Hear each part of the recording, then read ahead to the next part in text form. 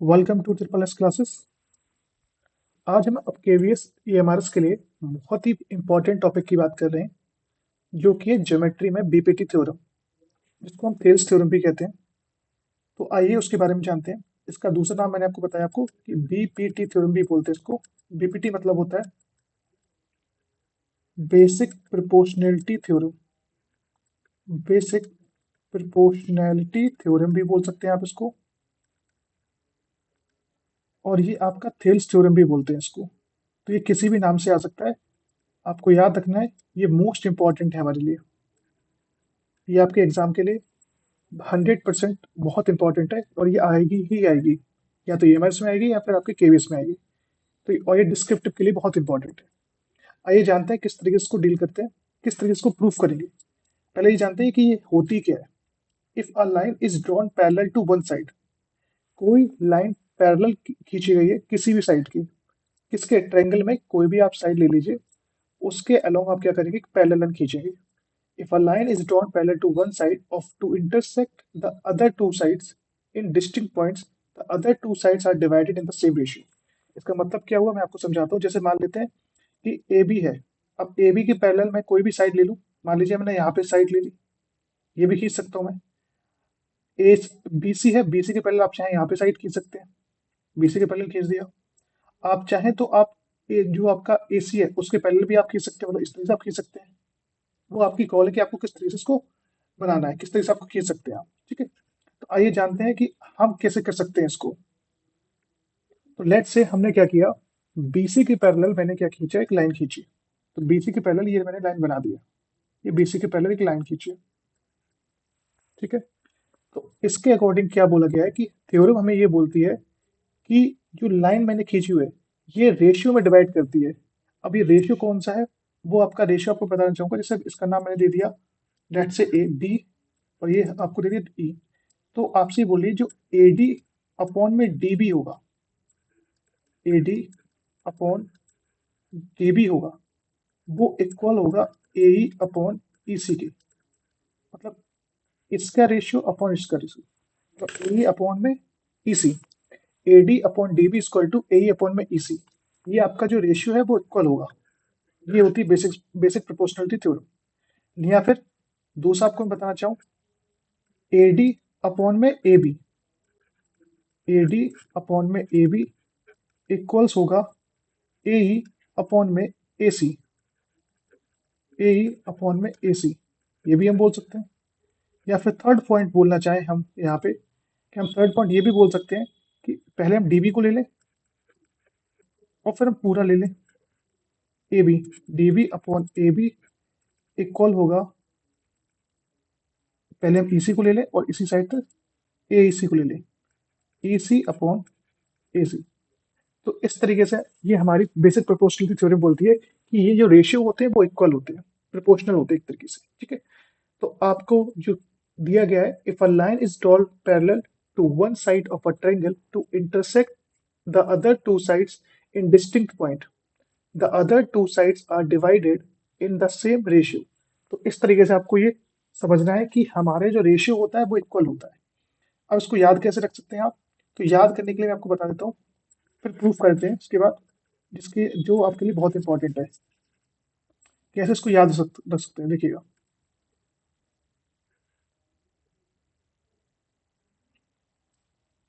देखिए, तो हम क्या कर सकते हैं कि आप क्या करेंगे, ये छोटा हो गया और ये छोटा हो गया, तो आप ऐसा कर सकते हैं, छोटा अपॉन छोटा इक्वल टू छोटा अपॉन छोटा होगा।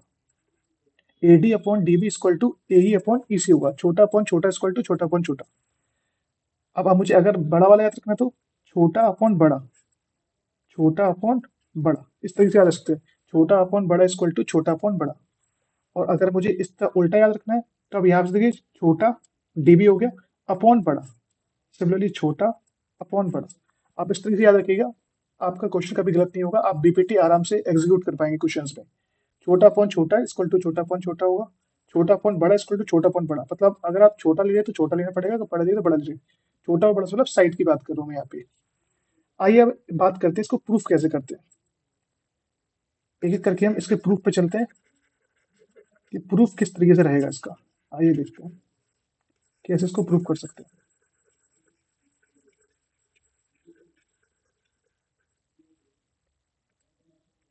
चलिए सबसे पहले हम क्या करते हैं यहाँ पे कि जो इसमें गिवन है वो लिखते हैं कि जो गिवन है वो क्या है। तो आप जैसे आप यहाँ पे देख पा रहे हैं कि हमें एक तरीके से ये गिवन है कि डी पैरेलल है बीसी के।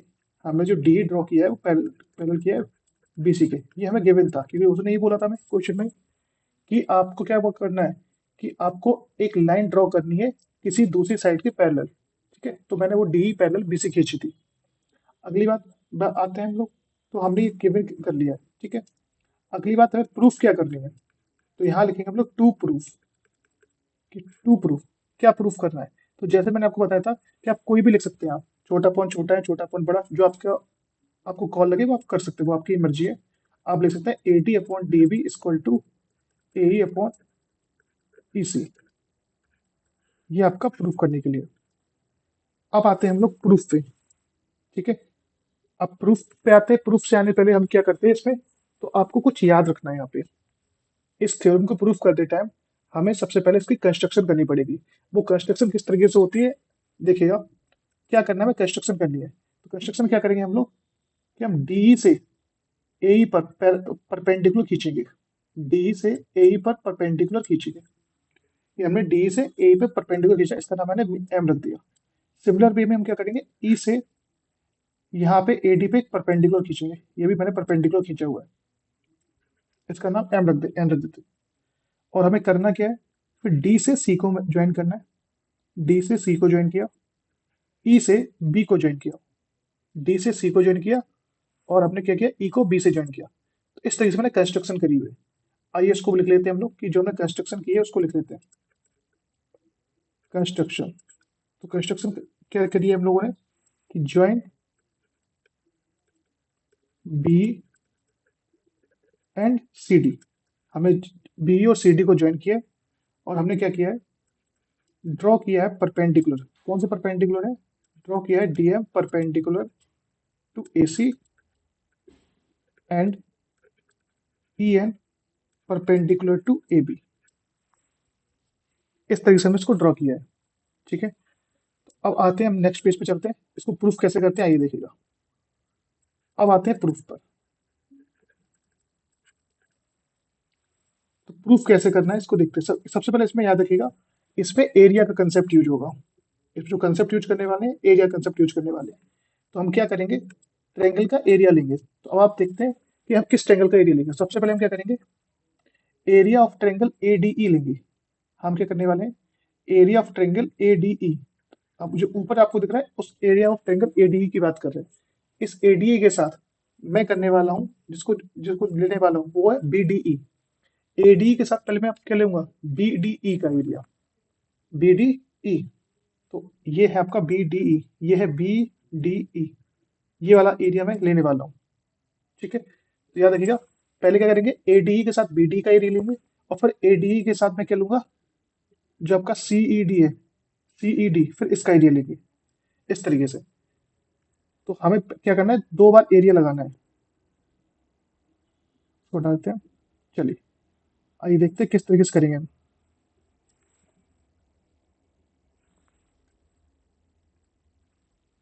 चलिए नेक्स्ट पेज पे मूव करते हैं। तो क्या करेंगे हम लोग, सबसे पहले इस फिगर में याद रखिएगा कि हमें क्या करना है, सबसे पहले कि area of triangle A D ई। तो हमें प्रॉपर लिखना पड़ेगा। जब भी हम प्रूफ लिखते हैं हर चीज़ में लिखनी पड़ेगी, किसका फॉर्मूला यूज कर रहे हैं, हम क्या लगा रहे हैं। तो हाफ बेस इंटू हाइट जो फॉर्मूला होता है उसको हमें लिखना पड़ेगा। जो ट्रायंगल का एरिया का फॉर्मूला होता है हाफ बेस इंटू हाइट। इसका बॉक्स में पैक बंद कर दीजिए। तो आप वहां पे ऑब्जर्व करेंगे हाफ बेस क्या होगा। देखिए फिगर में देखिएगा, ए डी ई में बेस क्या होगा, डी। अब बेस क्या होगा, ए डी ई में देख रहा हूं मैं, ए डी ई में। तो अब बेस क्या हो जाएगा आपके आपके। अब अगर देखना चाहें तो डी बेस होगा या ए डी होगा। अभी आपको कन्फ्यूजन हो रही होगी कि डी होगा, क्या आपका डी बेस होगा या फिर आपका ए डी बेस होगा। तो आप यहाँ पे ही ऑब्जर्व करिएगा कि ये आपका ट्रायंगल बना हुआ है इस तरीके से। मैं इसको अलग से दिखा रहा हूँ। देखिए ए डी ई है, मैंने यहाँ से पे इसको परपेंडिकुलर डाला था। अब अगर मैंने इसको परपेंडिकुलर यहाँ पे डाला हुआ है तो आपका ईडी आपका बेस नहीं होगा। बेस क्या होगा, एडी होगा। तो आपको बेस क्या लेना पड़ेगा, ईडी, आपको एडी लेना पड़ेगा ना कि ईडी। तो याद रखिएगा हम बेस क्या लेंगे, एडी। और जो हमारी ये जो हाइट दिख रही है परपेंडिकुलर हाइट है, क्योंकि हमें ये बेस बना, ये मेरी हाइट है, ठीक है, जो परपेंडिकुलर हाइट है वो ई एन है। तो हमें यही वहां पे मेंशन करना है। हाफ बेस हमने क्या क्या लिया, एडी इंटू ई एन। इसको इक्वेशन नंबर 1 बोल देंगे। अब आते हैं हम लोग एरिया ऑफ ट्रायंगल। मैंने बोला था जैसे आपको क्या, बी डी ई ले लीजिए, बी डी ई। अब बी डी ई को ऑब्जर्व करिएगा, तो बी डी ई में आप देखेंगे सिमिलर तरीके से, ये आपका बी डी ई बन रहा है यहाँ पे, ये बी डी ई बन रहा है, राइट। तो इस बी डी ई को देखेंगे आप, इसको हम अलग से बना सकते हैं आप चाहे तो। देखिए इसको हम अलग से बनाते हैं, तो बी डी ई आप यहाँ पे बना सकते हैं, इस तरीके से बन रहा है, B D E, B B D E बन गया आपका, ठीक है। अब हमें क्या करना है यहाँ पे, फिर से सेम कंसेप्ट हमें यूज करना है कि हाफ बेस इंटू हाइट होता है फॉर्मूला हमारा। अब यहाँ पे हाइट क्या होगी, हाइट क्या होगी, तो आपको एक चीज याद रखनी है हमेशा, जो ट्रायंगल की जो हाइट होती है, जो ट्रायंगल की हाइट होती है, वो जो फिगर होता है उससे बाहर भी हो सकती है, मतलब ट्रायंगल के बाहर भी हो सकती है। जैसे मैं आपको यहाँ पे समझा देता हूँ कि लेट से कि आपका ये ट्रायंगल है, इस तरीके का ट्रायंगल है, तो इसकी जो हाइट है मैं यहाँ पे लूंगा, तो ये ट्रायंगल के बाहर भी हो सकती है, ये ट्रायंगल के बाहर भी हो सकती है। तो हमें जो इसकी हाइट लेनी है, जो आपका ए, जो बी ई डी है, बी डी ट्रायंगल की जो हाइट होगी डेट इज ई एन होगी। ई एन जो है वो बाहर है, तो आपको याद रखना है कि यहाँ पे ई एन हाइट लेंगे, ठीक है। तो ये क्लियर रखिएगा, ट्रायंगल की जो हाइट होती है वो उस ट्रायंगल के बाहर भी हो सकती है। तो ये कंसेप्ट का मैंने यूज किया हुआ है।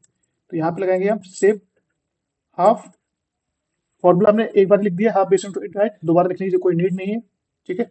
अब एरिया, और वहां पे बेस कितना हो गया, वहां पे देखिएगा area equal to half base, base कितना हो जाएगा आपका बी डी, और हाइट हो जाएगी E N, B D into E N. इसको इक्वेशन पर 2 बोल दीजिए।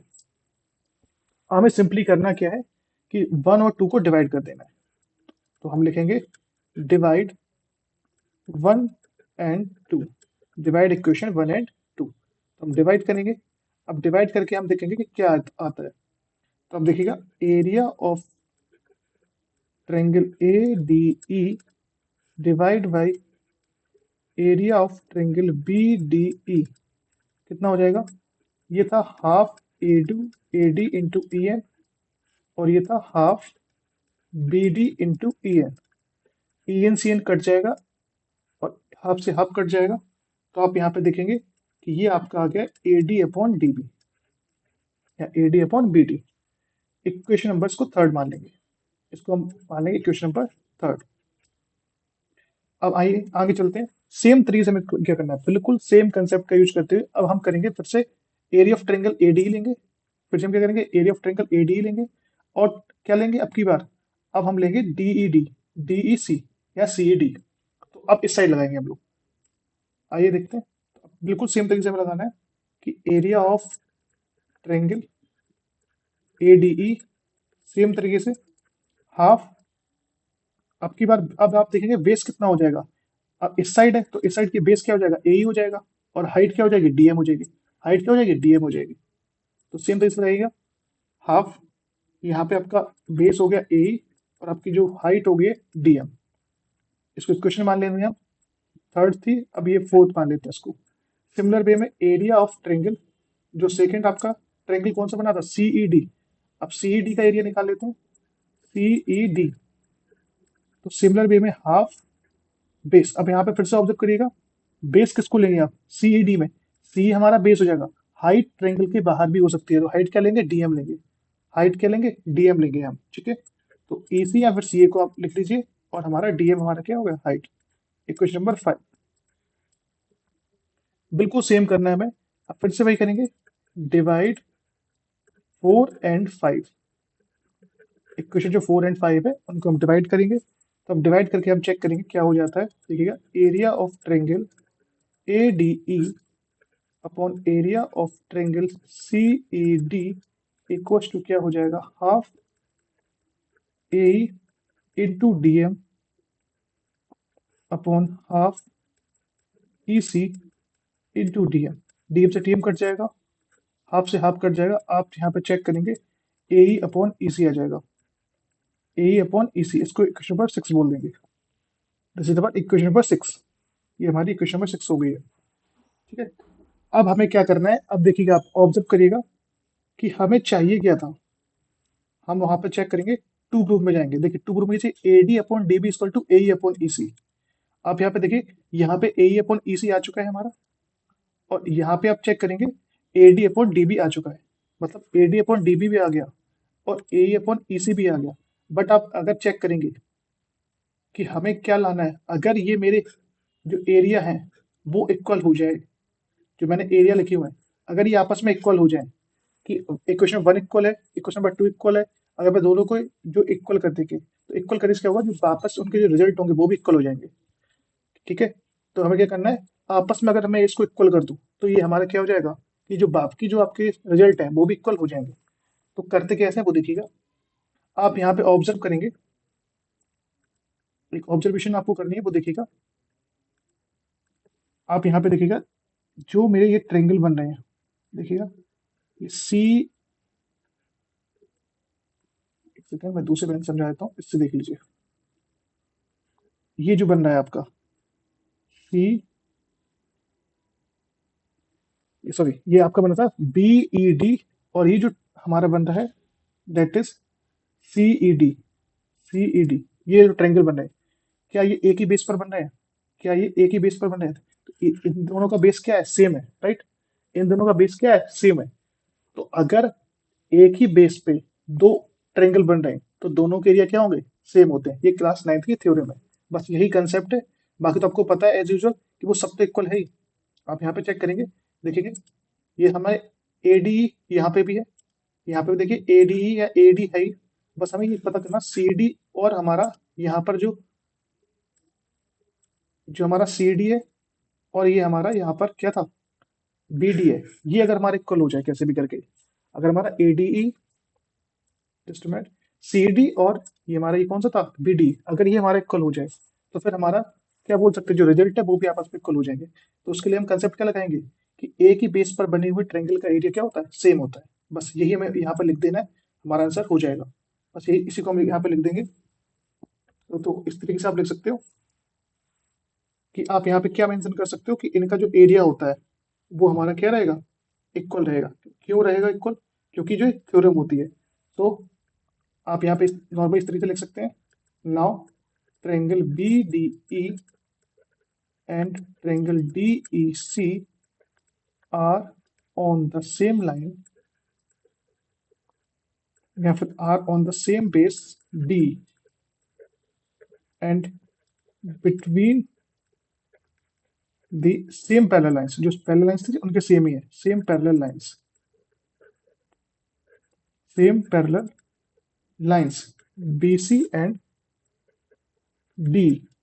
जो बी सी और डी जो उसकी पैरेलल लाइन थी उनके बीच का ही तो एरिया है। तो ये आपके क्या होंगे, इसलिए आप बोल सकते हैं, ये इसलिए का साइन हो गया, area of triangle B D E हमारा इक्वल होगा area of triangle D E C. ये आप बोल सकते हैं कि area of triangle A D B D E equal होगा डी ई सी के।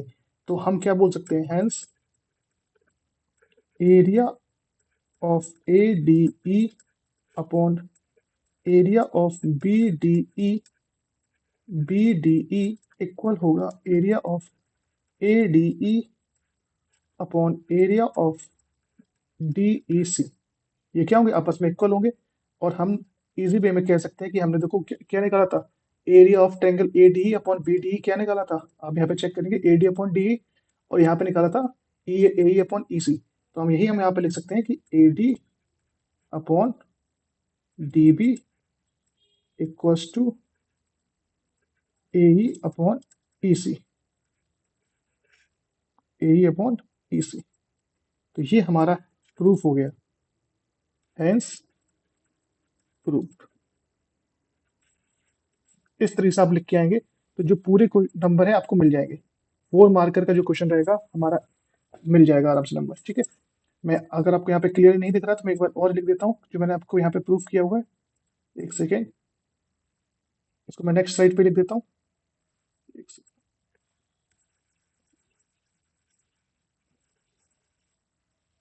मैंने यहाँ पे ये लिखा हुआ है यहाँ पे कि जो आपका area of ADE upon area of triangle BDE हो गया है, वो इक्वल टू हो गया area of ADE upon area of DEC। तो नेक्स्ट में मैं लिख देता हूँ, इससे हम बोल सकते हैं since we can say AD upon DB equal to AE upon EC, hence proved. ठीक है, आप चाहें तो जो इक्वेशंस थी वो आपकी इक्वेशन भी मेंशन कर सकते हैं कि वाई इक्वेशन जो आपकी थर्ड थी, और ये आपकी जो थी, चेक कर लेते हैं, थर्ड और सिक्स्थ जो मैंने बनाई थी उसके थ्रू, थर्ड एंड सिक्स्थ। तो इस तरीके से आप लिख के आएंगे तो आपको पूरे नंबर्स मिल जाएंगे और कोई भी आपका नंबर कट करने वाला नहीं है। ठीक है, okay, that's it for the day. चलिए, मिलेंगे नेक्स्ट क्लास में, बाय।